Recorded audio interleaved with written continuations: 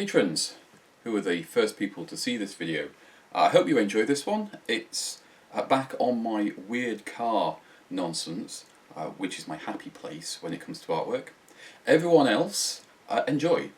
We're going to be working on a classic Vauxhall today from the 90s, early 2000s.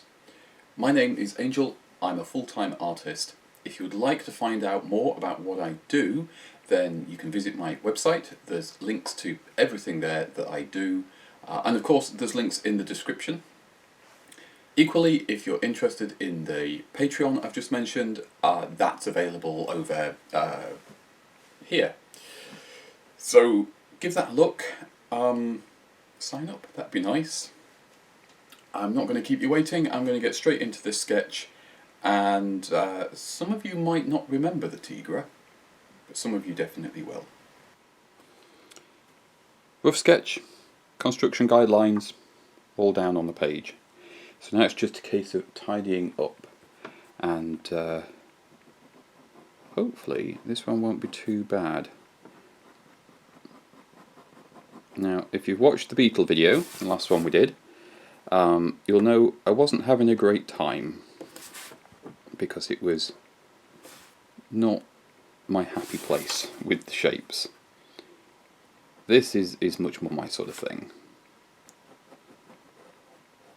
Curvy and friendly and funky, a bit weird.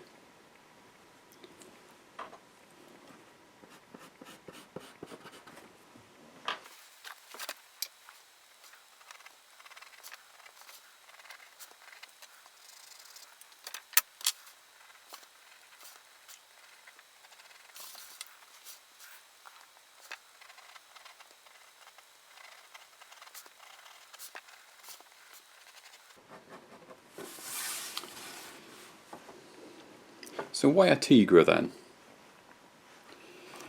As always, there's not really any reason why I pick a particular vehicle to do. I go through my reference folder, and if something grabs my interest, that's generally what I end up doing. And it just happened, as I was doing some sorting, that I spotted a couple of pictures of a Tigra, and I was like, do you know what, I've not seen one of those in ages. Not even seen the later model ones of these, because this is the Mark I, which is based on the Vauxhall Corsa B, which of course is an Opel in other markets, or a Holden, or a Chevy, or any number of other cars. That car has been badge engineered so much it would make BMC blush. But the Tigra was a fun variation of it, where it took the basic Corsa platform and gave it this funky, curvy coupe body, and really played into the strengths of what the Corsa is, because honestly, the Corsa B, I think, gets a bit of a bad rap sometimes, because of the reputation it has as being a bit of a, well,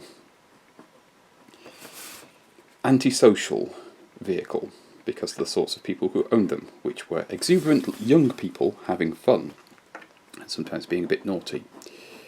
And the cars themselves are actually jolly good fun, and you can well see why they were popular amongst a certain type of person. Lightweight, easy to modify, cheap, parts are plentiful. There still are, actually. There's a lot you can still buy off the shelf. And generally, just fun to have. And the Tigra stepped it up a bit, because the Tigra sort of leaned into that and gave it a more youthful, exciting body shape. But of course, they made the mistake they always made. They make this funky car for young people, and most young people who would have loved to have owned one couldn't afford it. So the people who could afford it generally weren't really the people that it was aimed at. And you see that a lot. But I'm glad Vauxhall made them, and I'm glad that some of them did get into the hands of enthusiasts. They came in funky colours. Do like cars in funky colours.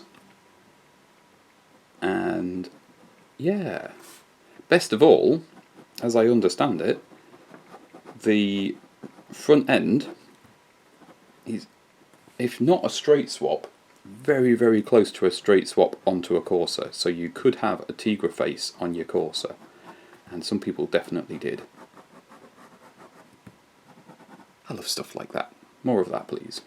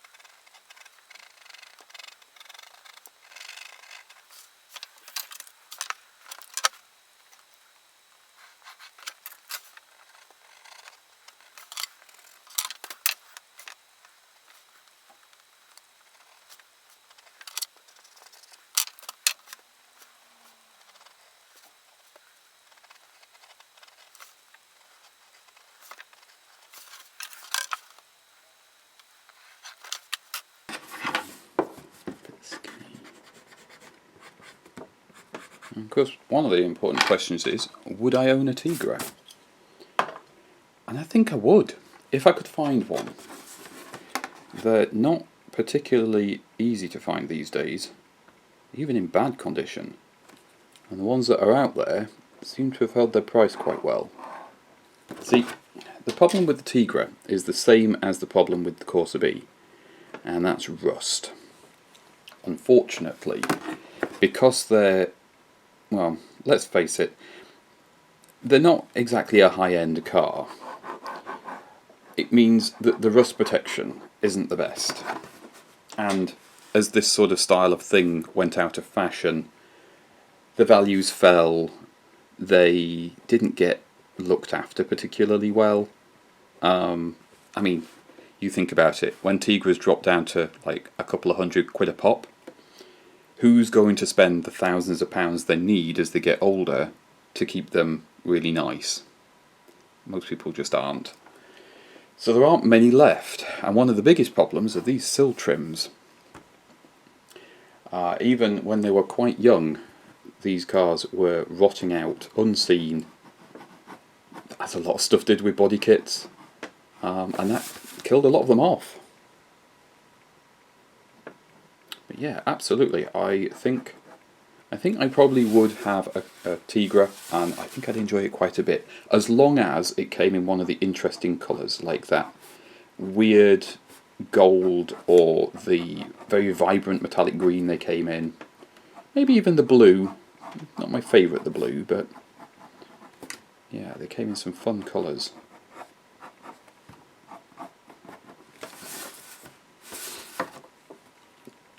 It's also one of the few cars where I wouldn't feel the need to really modify it visually. I think they look great out the box.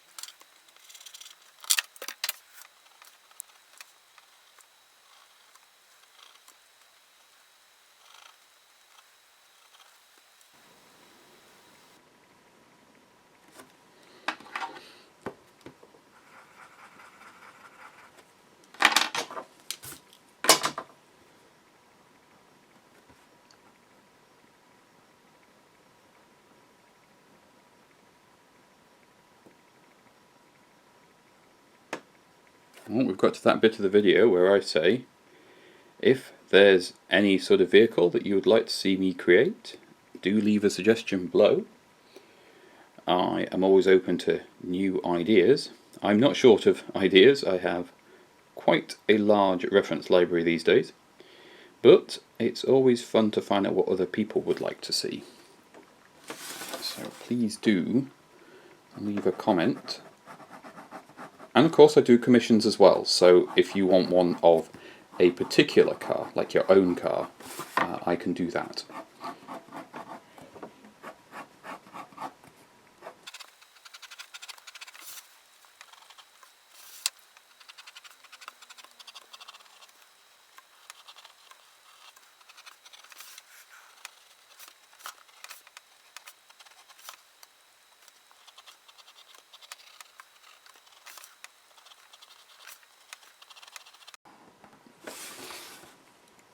I will say as well, if you are looking for a commission, please don't just leave a comment below. I can't discuss details and quotes and things in the YouTube comments. Best thing to do is visit my website.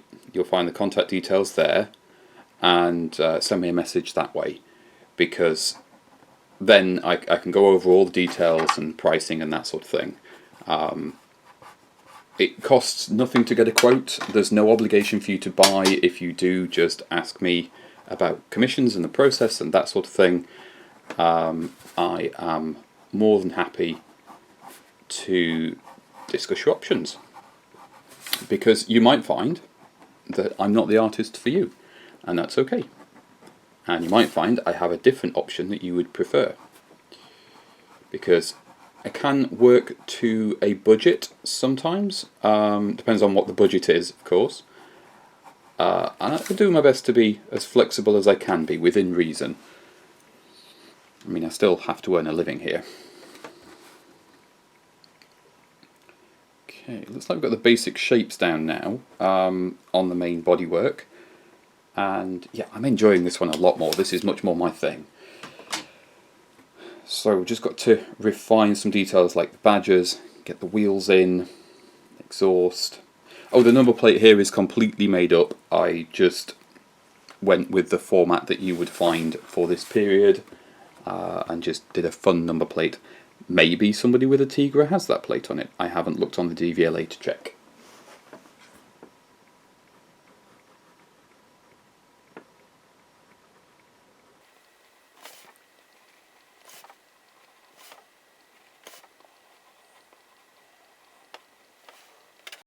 Oh, that door handle looks wrong. It's too squashed.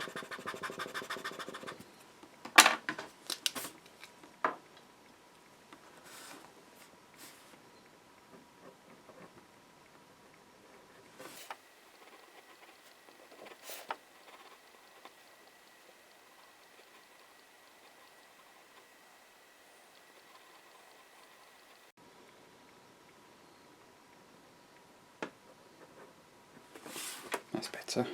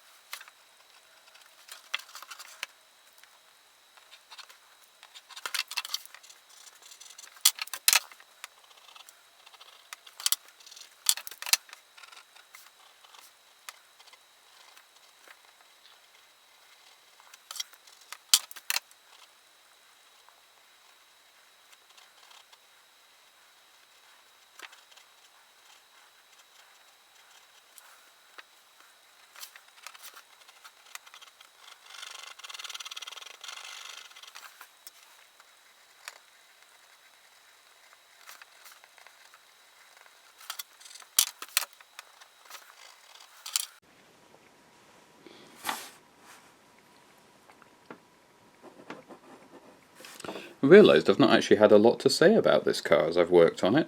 I don't know a lot about them. My only experience of a Vauxhall Tigra was, God, it must have been early 2000s, and my brother had bought one, second hand, and really liked it. It was a green one. I don't remember what engine was in it.